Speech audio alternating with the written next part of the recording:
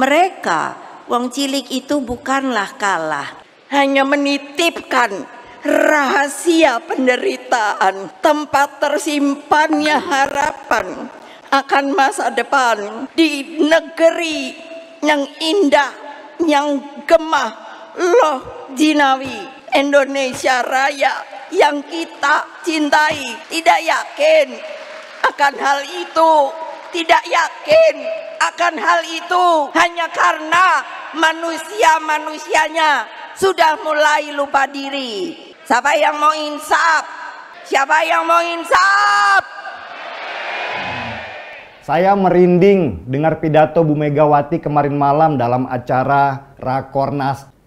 Jujur, saya nggak mengira di usianya yang ke-76 tahun, Bu Mega itu nggak kehilangan spiritnya yang dulu mempesona saya waktu dia pidato di kasus 27 Juli tahun 96 dan waktu Soeharto jatuh di tahun 98. Dulu waktu saya mendengar Bu Mega muda pidato waktu melawan Orde Baru, saya itu senang melihatnya. Karena seperti melihat Margaret Thatcher dari Inggris, Evita Peron dari Argentina, atau Cory Aquino dari Filipina. Tokoh-tokoh wanita yang mendunia. Pidatonya Bu Mega pada masa Orde Baru berkuasa itu menggelegar dan membakar semangat pendukungnya dengan suaranya yang powerful. Dan sekarang, di usianya yang 76 tahun, Bu Mega itu bahkan nggak kehilangan powernya. Saya coba bandingkan saja dengan Prabowo Subianto yang usianya lebih muda dari Bu Mega. Sekitar 72 tahun kalau nggak salah. Yang semakin tua malah semakin kaya anak-anak yang dikit-dikit joget nggak jelas. Prabowo yang latar belakangnya militer malah kehilangan ketegasannya dengan joget-joget itu dan bangga banget disebut gemoy. Padahal menurut teman saya, arti gemoy itu adalah gemuk letoy. Bu Mega malah jauh kelihatan lebih muda dari Prabowo meski usianya beliau itu jauh lebih tua. Saya paham kenapa Bu Megawati sangat marah dengan situasi sekarang ini. Bu Mega ini adalah salah satu tokoh yang head to head dengan mantan Presiden Soeharto, penguasa Orde Baru yang berkuasa selama 32 tahun lamanya. Cobalah kalian, anak-anak muda yang gak hidup di masa Orde Baru, googling aja tentang perannya Bu Mega di masa Orde Baru. Di sana kalian akan lihat bahwa sejak awal nama Megawati Soekarno Putri itu menjadi momok buat Soeharto. Ketika Megawati gabung di Partai PDI, dulu namanya bukan PDI Perjuangan ya. Pemerintahan Soeharto lah yang berperan memecah belah Partai PDI dengan membuat dualisme kepemimpinan antara Megawati dengan Suryadi. Dan akhirnya puncaknya terjadilah kerusuhan pada bulan Juli tahun 96 ketika kantor PDI yang dipimpin oleh Megawati diserang oleh orang-orang suruhannya Soeharto. Coba googling lagi tentang kerusuhan 27 Juli itu untuk mengingatkan. Dan akibat dari peristiwa itu, gerakan anti Soeharto semakin menguat sehingga menyebar ke banyak mahasiswa yang akhirnya bisa menjatuhkan Presiden Soeharto dari kekuasaannya selama 32 tahun lamanya. Gerakan inilah yang dinamakan Gerakan Reformasi yang melahirkan demokrasi di Indonesia sesudah puluhan tahun demokrasi itu dibungkam oleh rezim Orde Baru yang dipimpin oleh Soeharto. Dan sesudah Soeharto jatuh, lahirlah yang namanya PDI Perjuangan.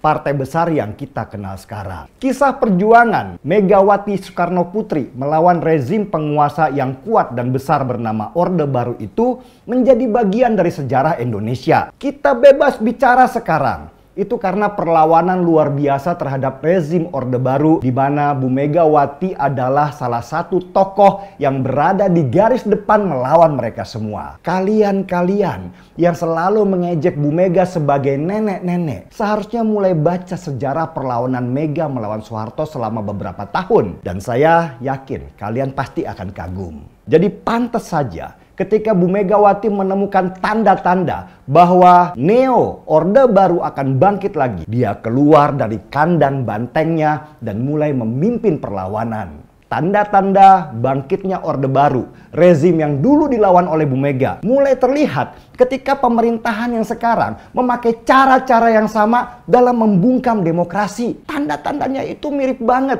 Seperti pengerahan alat negara, merusak Mahkamah Konstitusi, dan menggunakan hukum sebagai alat untuk menyandera banyak tokoh politik dan banyak pejabat. Orde Baru itu menghalalkan segala cara supaya tetap berkuasa. Mereka bahkan nggak peduli dengan yang namanya hak asasi manusia. Karena manusia itu buat mereka hanyalah sebuah deretan angka. Saya juga ingin mengingatkan kepada banyak teman bahwa bangkitnya Orde Baru itu sangat berbahaya. Orde Baru itu punya prinsip pembungkaman demokrasi. Karena demokrasi itu menghalangi absolute power. Dan absolute power itu bisa merusak banyak segi pemerintahan dan negara. Seperti merusak hukum, mega korupsi, dan nepotisme yang berdasarkan keluarga dan kroni-kroninya. Jadi saya mengikuti arahan Bu Megawati. Meski saya itu bukan kader PDI Perjuangan. Karena baru di Pilpres sekarang ini, situasi bahaya ini jauh di atas masalah siapa calon presidennya. Tetapi fokus pada terancamnya demokrasi kita. Saya juga ingin menyerukan hal yang sama, yaitu lawan bangkitnya Orde Baru. Kita selamatkan sama-sama demokrasi kita. Demokrasi ini berdiri di atas pengorbanan banyak nyawa, rakyat dan mahasiswa di tahun 1998. Kita hormati perjuangan mereka dengan berjuang melawan bangkitnya keserakahan dan terus berjuang untuk mengalahkan mereka. Iya, ini pesan politik kebenaran yang juga dapat diambil dari keteladanan Nabi Muhammad Sallallahu Alaihi Wasallam. Apa coba? Beliau mempunyai seorang teman, sahabat. Terus menurut ceritanya itu yang saya baca, dia hidup paling miskin namun sangat berbahagia, yakni Abu Dzar Al-Ghifari. Rasulullah berpesan, kulil haqqa walau kanna muran. Apa artinya? Sampaikan kebenaran apapun, meskipun itu pahit, kamu tetap akan bahagia. Coba bayangkan, itu Nabi kita loh. Jadi jangan tidak percaya bahwa kebenaran itu ada. Dan kebenaran itulah yang paling suci. Nah, ini lagi ada. Siapa yang ngomong? Itu Zenit. Nah, bilang apa? Kebenaran itu pasti suci di atas segalanya. Wah, saya senangnya banget. Aduh. Apa yang saya omongkan pasti benar. Jadi mereka itu yang gak keruan-keruan itu pasti akan nanti terbakar oleh kebenaran yang nanti ada dari api Merapen yang kita ambil untuk menunjukkan bahwa ada api abadi yang membawa kebenaran, bahwa yang tidak benar itu akan terbakar. Keren kan? Keren. Iya, karena nggak ada yang berani ngomong kayak gini. Ya udah, mulutnya ibu aja yang ngomong. Nah gini, Siddhartha Gautama, ada 3 hal yang tidak bisa disembunyikan. Keren deh. Apa? Matahari, bulan, dan kebenaran. Aduh, seneng banget aku dengerin kayak gini-gini. Jadi kebenaran dalam politik inilah jalan terhormat yang kita pilih. Kita tidak pernah bergeser dalam keyakinan ideologis, termasuk keteguhan dalam menjaga konstitusi. Meski tubuh banteng moncong putih ini terluka di sana sini, tapi aumannya, gerangannya tetap terdengar ke seluruh Indonesia. Merdeka! Lihat kan, ya keren nggak? Makanya kalau udah nggak mau ikut PDI Perjuangan, out. Lo iya lo, kita nih tahan banteng, tahan banting. Kenapa? Karena itu mereka tuh rakyat itu dari dulu sampai sekarang. Bu, kalau saya waktu anggota DPR, Bu, kapan ya Bu? Kan di Jawa Tengah. Jadi saya juga bisa bahasa Jawa kan. Bu, kapan Bu? Gusti Allah niku maringi Ratu Adil nggih. Lah nopo Pak? Ratu Adil tuh orang yang betul ngayomi, memberikan keadilan kesejahteraan bagi mereka. Nah, jadi apa? Lah saya bilang, iku percaya apa ora? Karo Gusti Allah. Inggih. Lah, tapi kok nggak datang-datang ya? Ora, engko teko. Yakin? Nggih. Yakin? Nggih. Yakin? Nggih. Hakul yakin. Hakul yakin. Hakul yakin. Wah, dia tepuk tangan coba. Ay, gila dah. Itu kalau turun ke bawah, tahu nggak? Kalau ke akar rumput, siapa yang nggak turun ke bawah? Angkat tangan. Nah, semuanya pasti nggak berani. Padahal ibu tahu siapa yang nggak turun ke bawah.